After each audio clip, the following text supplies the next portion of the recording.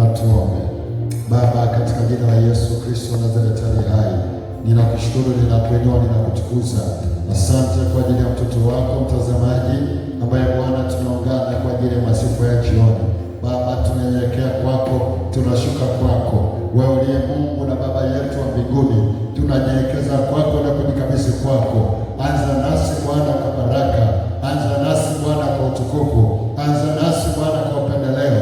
Tutie nguvu na baraka, tutie nguvu na neema, ukapate kushuka kutuhudumia, ukapate kutuongoza, ukapate kutuponya. Tunanyamazisha kila sauti za giza, mamlaka zote za kuzimu hazina mamlaka wala nafasi katika uaminifu wa Bwana, bali tunaruhusu nguvu yako itembee nasi na ikae nasi kwa uaminifu na kwa neema zako. Nimeomba na kuamini na kushukuru sasa na hata milele. Amen. Bwana Yesu asifiwe sana. Watumishi wa Bwana, Mungu amenipa nafasi tena ya kuja madhabahuni kwake kwa ajili ya neno letu la usiku huu wa leo, ambalo linatoka katika Injili ya Mathayo sura ya 9 aya ya 18. Injili ya Yohana sura ya 9 aya ya 18. Biblia inasema hivi: alipokuwa akiwaambia hayo, tazama, akaja mjumbe mmoja akamshuhudia akisema, binti yangu sasa hivi amekufa, lakini njoo uweke mkono wako juu yake, naye ataishi. Lakini njoo uweke mkono wako juu yake, naye ataishi. Mungu alibariki neno lake. Watumishi wa Bwana, katika madhabahu hii ya waaminio katika Kristo Yesu, nipende usiku wa leo kusikia mzigo kwa ajili yako, na neno hili likafanyike mlango kwako kwa ajili ya kuomba na kuingia patakatifu mwa Bwana. Mungu anapoliachilia neno hili usiku wa kwa ajili yetu, ya kwamba wakati inawezekana yako mambo kwa ajili ya familia, umeona ni kama yameharibika, yamekufa, yamepotea, yamekula katika uharibifu, lakini ndani yako unasikia sauti ya Mungu ikisema na wewe kwa ajili ya neema na baraka ambayo Mungu ametupatia.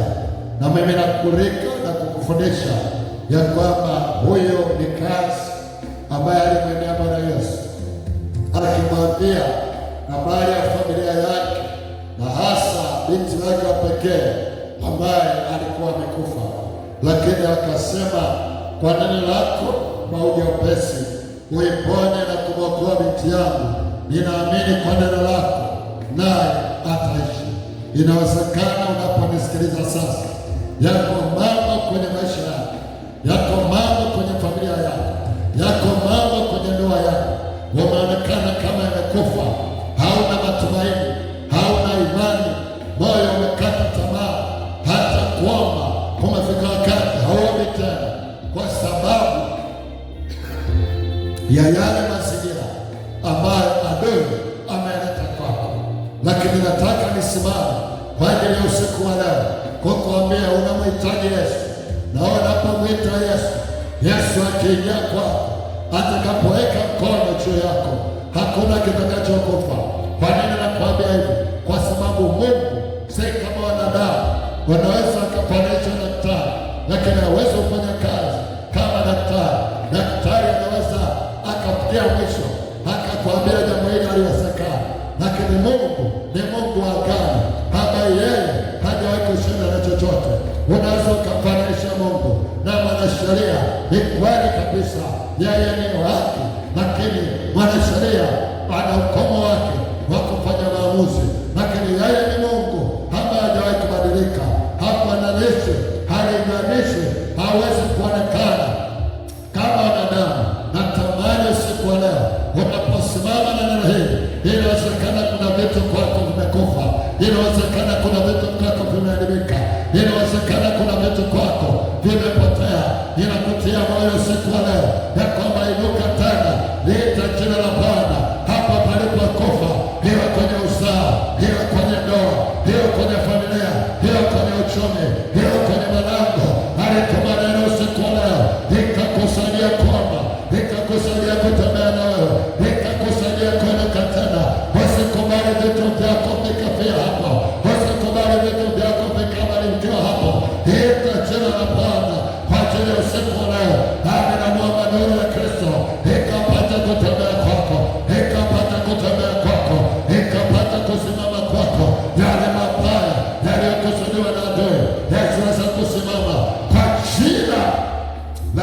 Kristo wa Nazareti hai, na kuombea usiku wa leo, popote ambapo amekuwa hali ya kufa, inaliita jina la Bwana, akasimame tena, akaishi tena. Ndoa yako ilikuwa katika hali ya vita, Yesu wa Nazareti akainua tena.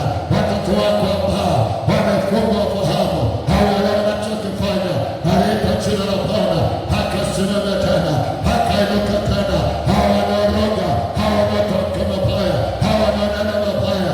Nasimama kama kuhani kwa ajili ya usiku leo, hakusimamisha tena, hakuonekania tena, hatembea na wewe tena, hathibitike kwako. Naenda kinyume na mamlaka za giza, mapanda ya kuzimu, roho za kishirikina, roho za kiganga, makafara, mashara, makelele na irongo, na kuta na kupindua kila aliyekaa kwenye nyumba yako, kwenye kizazi chako, kwa watoto wako, kwenye malango yako, na hivyo jina la Bwana likakuinue usiku wa leo, ukaone nuru mpya, ukaone baraka mpya, ukaone neema mpya, ukaone uwezo mpya, haki ya nguvu ya kuomba, haki ya nguvu ya kuomba, haki ya nguvu ya kuomba, haki ya nguvu ya kuomba. Omba, usiache kuomba. Inua hapo mahali alipokatiwa tamaa, alipokufa, aliponena mabaya, alipoamriwa mabaya, nasimamisha usiku wa leo damu ya thamani, damu ya msalaba, damu inena mema, ikauisha tena. Kama huyu mtu ambaye alikuwa katika hali ya kukata tamaa, lakini aliliita jina la Bwana, watu wake wakawa mzima. Naombea afya yako, naombea watoto wako, naombea kazi yako, naombea ndoa yako, naombea kizazi chako, naombea kila kitu chako kikapata kuinuka, kikapata kusimama, kikapata kutembea. Na ruhusu sasa hii madhabahu iliyoko hapa ikakuinua wewe na uzao wako na familia yako na malango yako na kila kitu chako kikasimama tena, kikainuka tena, kikainuka tena, kikainuka tena, kikainuka tena.